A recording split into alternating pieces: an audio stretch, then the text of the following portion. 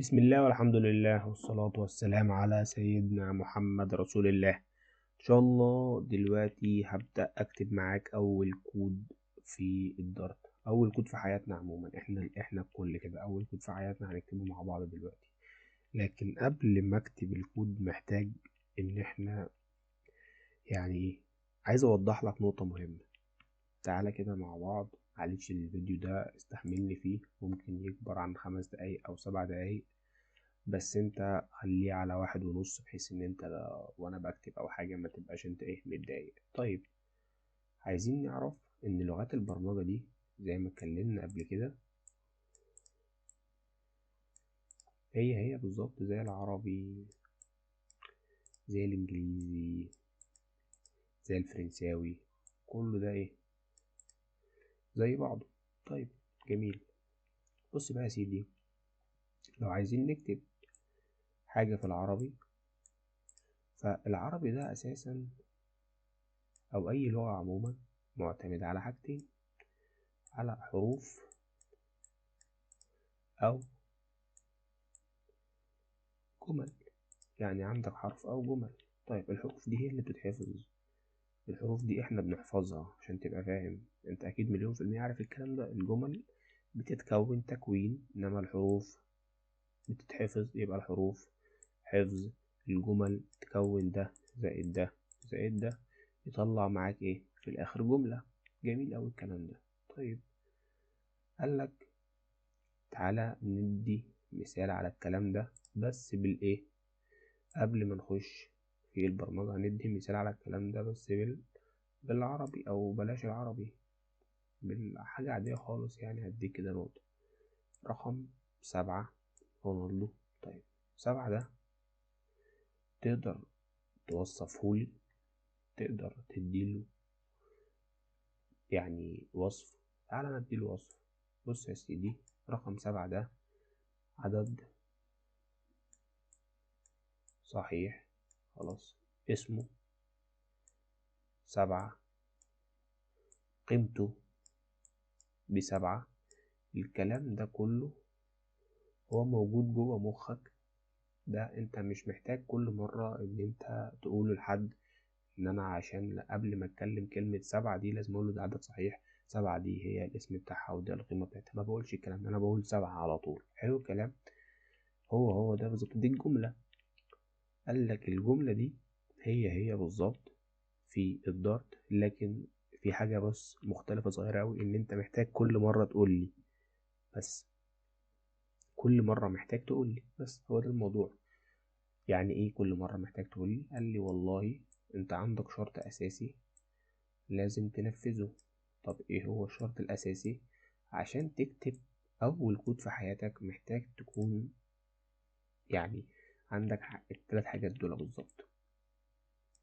اول نقطة خالص، تديني النوع. اهو، بص، النوع. الفونت ده وحش قوي، استنى كده. النوع ده بيمسح ده ولا بيعلم؟ ولا ده بيعلم؟ ده سيبك ده، خلينا في ده خلاص، معلش.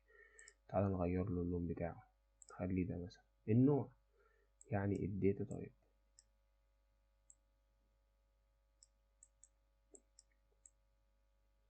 معلش لو بضايقك، حقك عليا يعني، معلش استحملني. الداتا تايب. طيب، الحاجة التانية، والله انت مجبر تديني كمان العنوان. يبقى الداتا ادرس. العنوان ده اللي هو الاسم يعني، خلاص. الداتا ادرس اللي هو الاسم، خلاص. طيب، اديلك يا عم الاسم، معلش تزعلش. ومعلش كمان تديني حاجة تالتة، الفاليو اللي هي القيمة.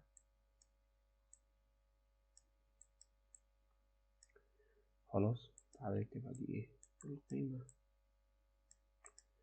اعتبر دي كلمة القيمة. يبقى النوع والاسم والقيمة. عشان تكتب أي جملة محتاج تديني التلات حاجات دول بس. خلاص، أنا كده خلصت معاك. أنت متخيل كده أنت تقدر تكتب الكود البرمجي بتاعك. تعالى نكتبه كده مع بعض، بس قبل ما نروح الكتابة بقى في البرمجة والحاجات دي، هنكتبه مع بعض هنا كتابة عادية خالص. اعمل ايه؟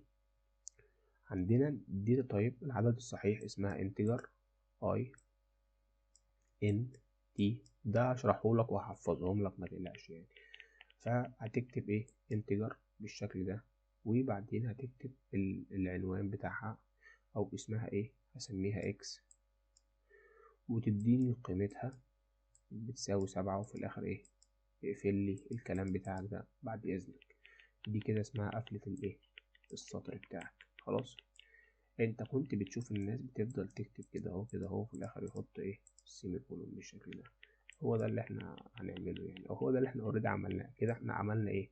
عملنا جملة، قلنا الانت، تعالى الانت ده التايب النوع، قلنا الاكس الاسم النيم او الادرس زي ما تحب تسميه، وقلنا ال7 دي هي القيمة الفاليو.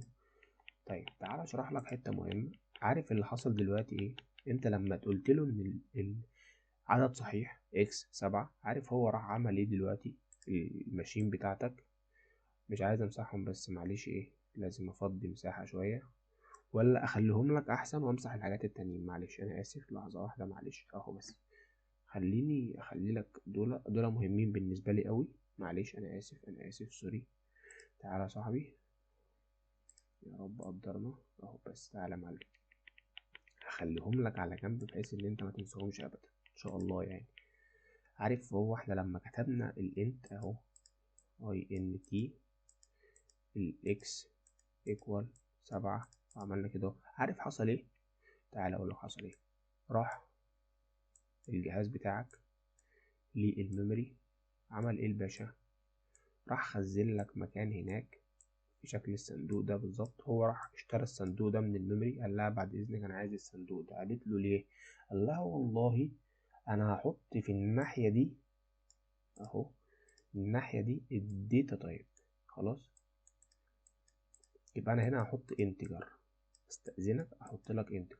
ماشي اتفضل يا سيدي، حط لي الانتجر.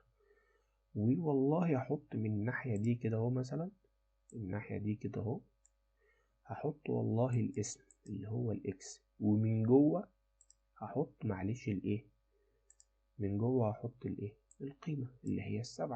طيب ده اللي حصل بالظبط. يبقى انا دلوقتي رحت شلت مكان كده اهو في الميموري وقلت له ايه، هتحط لي ال7 دي، وال7 دي من نوع انتجر يعني عدد صحيح واسمها اكس. عارف دلوقتي لما احب اقول تعالى يا اكس هيجي لي الاكس عادي، انما انت لو ما حطيتش الاكس دي مش هتيجي. انت براحتك بقى، انت مش عايز تجيب الاكس بتاعتك الاكس يعني انت حر يعني، بس انا هجيبها يعني دلوقتي. الانتجر دي موجودة معانا، وال7 هي القيمة بتاعتها، وندهت على الاكس راحت الاكس جت. لو انا ما قلت لهاش ان انت اسمك اكس مش هتيجي، فاهم قصدي؟ بس هنا النقطة دي اللي تهمني، هو هيروح يجيبها لك من الميموري. بس انا كده خلاص خلصت الفيديو بتاعي. الحتة اللي هراجع لك عليها مرة تانية، ان انت عندك الداتا تايب، عندك الداتا ادرس، عندك الداتا فاليو او الفاليو على طول. دول التلاتة انت محتاج تحفظهم. كل ما تيجي تكتب سطر كود تفتكرهم، كل ما تيجي تكتب سطر كود تفتكرهم، ده زائد ده زائد ده، لازم التلاتة يكونوا موجودين. حلو اوي حلو اوي.